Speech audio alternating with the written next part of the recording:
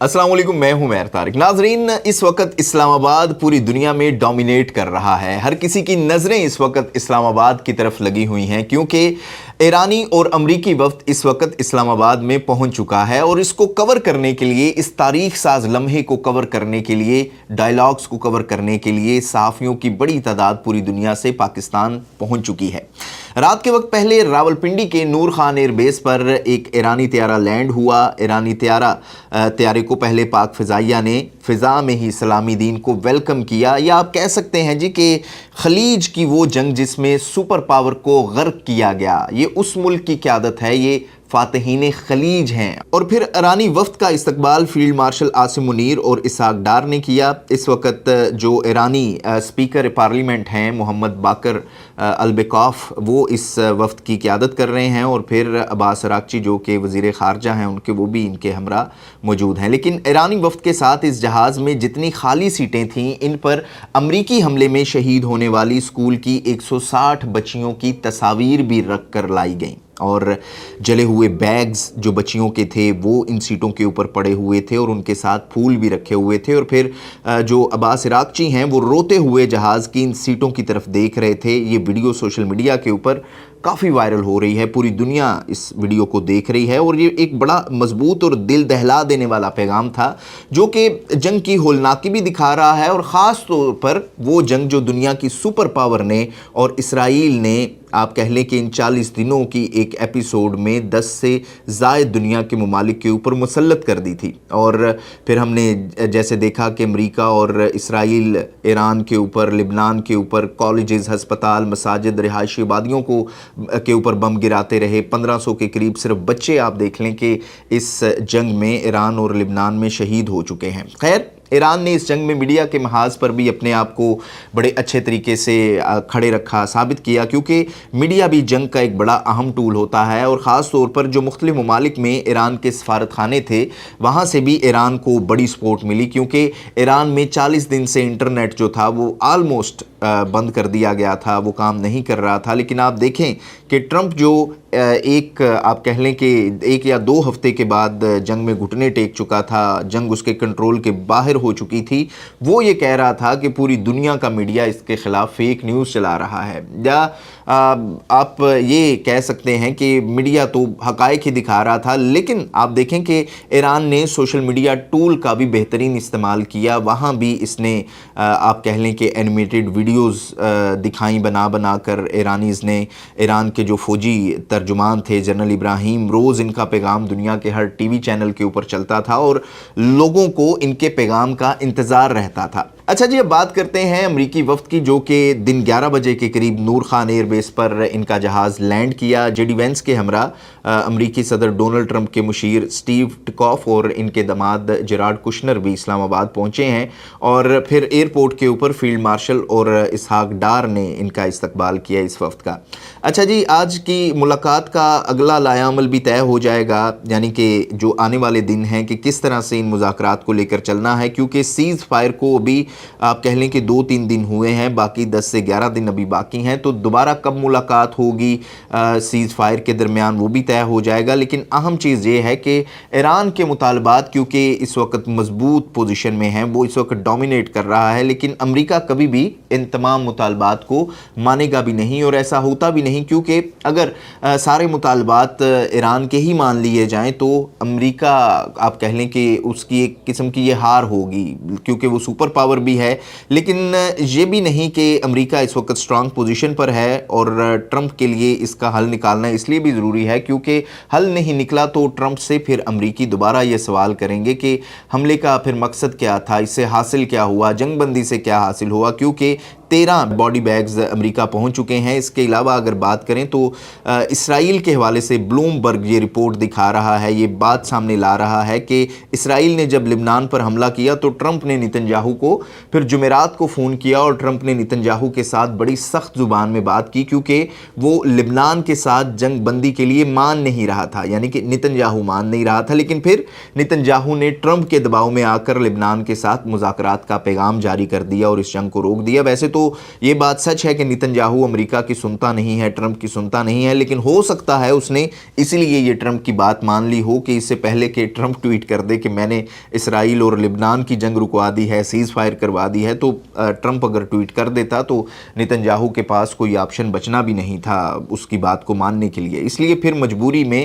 جو نتنیاہو ہے اسے یہ تمام تر چیزیں کرنی پڑیں۔ اچھا جی، پھر جب سیز فائر ہو گیا، ملاقاتوں کے دن طے ہو گئے، تو جیسے ہی اسرائیل نے لبنان پر حملہ کیا تو انہوں نے یہ شور مچانا شروع کر دیا جی کہ یہ سیز فائر تو ختم ہے، اسرائیل اسے مان نہیں رہا، اور صرف اس کی وجہ کیا ہے کہ پاکستان اس میں ثالثی کروا رہا ہے۔ اور پھر میں آج ایک بھارتی جرنلسٹ کو دیکھ رہا تھا جو کہ یو اے ای سے یہ رپورٹ کر رہا تھا کہ ایران نے فل ٹائم تیاری کر رکھی ہے کہ جیسے ہی امریکی نائب صدر کا طیارہ پاکستان کی فضا میں داخل ہوگا، ایرانی جو ہیں وہ اس جہاز کو گرا دیں گے، اور ایران کا سیز فائر کرنے کا مقصد اور اسلام آباد کو مرکز بنانے کا ایران کا یہی مقصد تھا کہ وہ امریکی جہاز کو یہاں سے یا امریکی وائس پریزیڈنٹ کے جہاز کو یہاں پر آسانی سے گرا سکتے ہیں۔ تو انہوں نے چین اور عمان کو مذاکرات کے لیے اس لیے سلیکٹ نہیں کیا کیونکہ ان ملکوں کی سیکیورٹی بھی زیادہ ٹائٹ ہے اور یہ دونوں ایران کے دوست ملک بھی ہیں، تو اس لیے وہ یہ کام پاکستان میں کر رہے ہیں۔ تو یہ ان کی حالت ہے بھارتیوں کی کہ ان کو یہ بات ہضم نہیں ہو رہی، ان کو یقین نہیں آ رہا کہ اسلام آباد میں یہ سب کچھ ہو رہا ہے، اور وہ نہ ہی اس کو ذہنی طور پر ماننے کے لیے تیار ہیں، کیونکہ اس وقت پوری دنیا کے میڈیا پر پاکستان اور اسلام آباد چل رہا ہے، کیونکہ مذاکرات پاکستان میں ہو رہے ہیں، اور جو بھی خبر میڈیا اس کو چلائے گا، چاہے وہ بھارت ہو یا عالمی میڈیا ہو، پاکستان کا نام آئے گا، پاکستان کا کردار آئے گا، تو یہ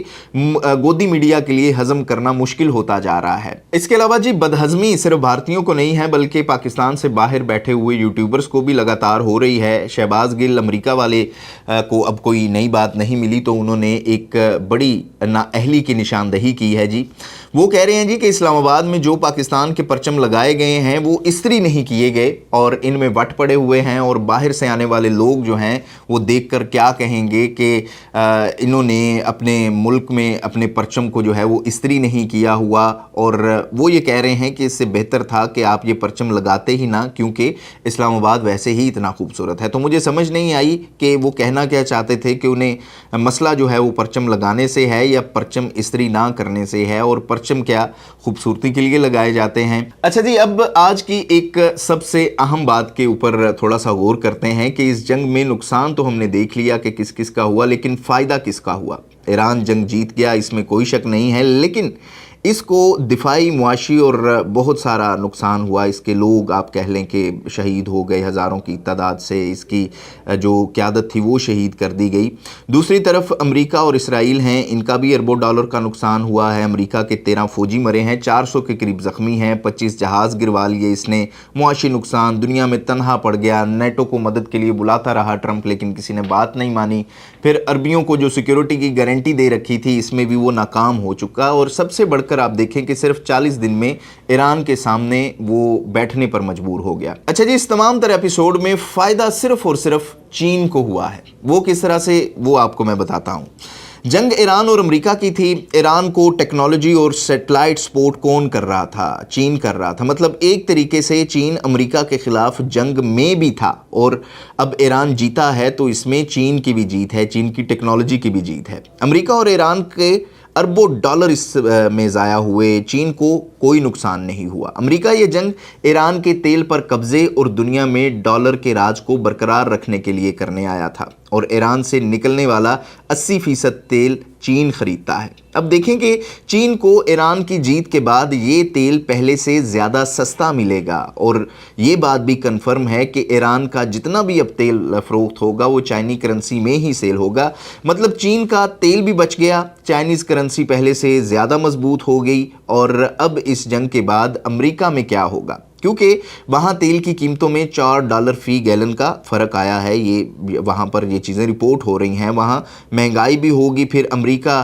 70 سے 80 بلین ڈالر اس جنگ میں جھونک چکا ہے، جس کا بھی اثر اس کی معیشت پر پڑے گا، اور اس کی مینوفیکچرنگ کے اوپر بھی پڑے گا، اس کی انڈسٹری کے اوپر بھی پڑے گا۔ لیکن وہیں چین اب پہلے سے زیادہ سستا تیل ایران سے خریدے گا، جس کی وجہ سے اس کی معیشت پہلے سے زیادہ بہتر ہوگی، مضبوط ہوگی۔ اب جو سب سے خوبصورت شاٹ چین نے اس جنگ میں کھیلا وہ تھا तमाम तर चीज़ों के बाद, तमाम तर दूसरे किरदार के बाद जंग को ख़त्म भी चीन ने करवाया और फिर जाते हुए अमेरिका के ऊपर एहसान भी कर दिया और अपनी सफारतकारी का भी कद ऊंचा कर लिया। तो ये वो स्ट्रेटजी है जी जिस पर चीन अभी तक कायम है, वो खामोशी से तमाम बेनिफिट लेता जा रहा है और जो किरदार एक अमर्जिंग सुपर पावर का होना चाहिए वो बड़ी तेजी से इसके ऊपर अमल पैरा है और आगे भी बढ़ रहा है। बाकी वहीं आप अमेरिका की हालत देख लें कि सिर्फ एक बात से आपको अमेरिका जो इस वक्त दुनिया का सुपर पावर है इसकी मौजूदा वैल्यू का, हैसियत का पता चल जाएगा। अच्छा जी, ईरान पर अमेरिका ने जंग इसलिए मुसल्लत की थी कि वो वहां निज़ाम बदलने आया था, मतलब ईरान को अपने ताबे लाने के लिए आया था। लेकिन हुआ क्या कि कल अमेरिका को अपने जहाज आबनाए हुर्मुज़ से गुजारने के लिए ईरानी फौज से इजाज़त लेनी पड़ी और यहाँ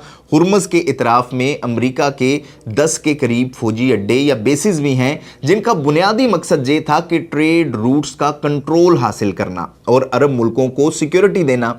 और सिक्योरिटी अरबियों ने किसके डर से ले रखी थी अमेरिका से? ईरान के डर से उन्होंने ले रखी थी। तो इसमें कोई शक नहीं कि अमेरिका अभी भी सुपर पावर है, इसके पास दुनिया की सबसे बड़ी आर्मी है, बड़ी मईशत है। लेकिन ईरान के मामले में हुआ ये कि अमेरिका की सबसे बड़ी ताकत जो कि इसकी फौज थी वो इसकी कमज़ोरी बन गई और इसकी वजह ट्रम्प बना, यानी कि किसी अहमक के हाथ में ये कमांड चली गई जिसकी वजह से ना सिर्फ इन 40 दिनों में इसने अपने लिए जिल्लत कमाई, सुपर पावर टाइटल के लिए जिल्लत कमाई, हज़ारों लोगों के घर उजड़े, कारोबार तबाह हुए, पूरी दुनिया में तेल का बहरान आ गया, हज़ारों लोग कत्ल कर दिए गए और आप देखें कि 10 के करीब मुल्क इस जंग में डायरेक्ट शामिल हो चुके थे जहां ये जंग छिड़ चुकी थी। तो